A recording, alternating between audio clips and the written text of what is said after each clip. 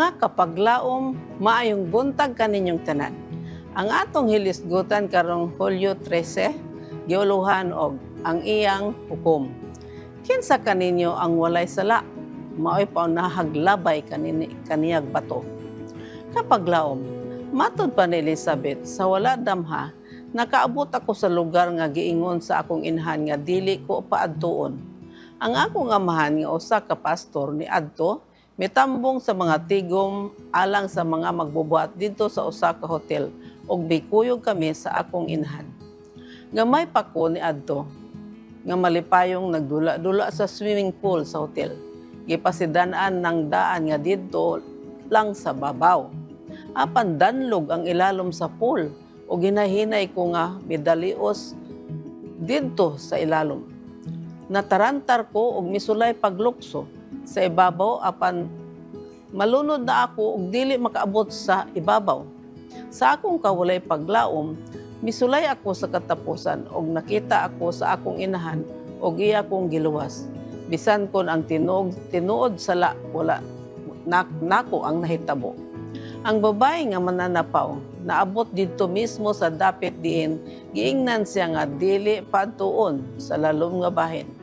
Ang sumbong batok niya tinaw, pagpanapaw, nadakpan sa akto, Juan 8:4. Ang pagpanapaw, usa sa tulo ka labing bugat nga mga sala alang sa mga Hudiyo. Mas palabihon pa nila nga mamatay kaysa masakpan nga nagsimba og mga Diyos-Diyos, nagpatay og nanapaw. Ang mga eskriba ug mga Pariseo miadto sa templo ni adtong adlaw, dala ang Biblia sa usa ka kamot ug mga bato sa pikas ug miguyod kaniya sa tunga sa korte. Versikulo 3. Gusto nila nga himuon siya nga panig-ingnan pinaagi sa pagpakaulaw kaniya atubang sa tanan. Diha sa kasuguan si Moises nagsugo kanato nga ang ingon kaniya kinahanglan gayud patyon pinaagi sa pagbato. Unsa may imong ikasulti maitungod kaniya? Tanawa sa Leviticus 20:10 ug Deuteronomio 22 ug 24.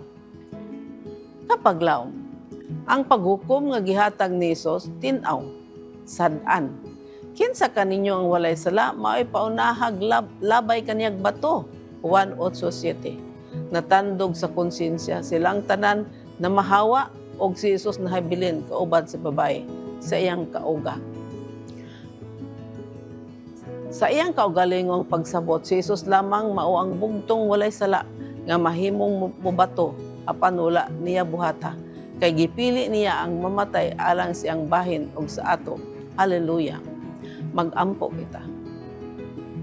Diyos ug may gugmaon namong amahan sa langit, salamat nga si Ginoong Hesus inay nga mo'y maghukom kanamo tungod sa among mga sala. Siya hinuon ang nagpakamatay sa krus aron kami maluwas ug mobalik kami sa among tiilan, sa imong tiilan. Salamat sa gugma ni Kristo alang kanamo. Amen.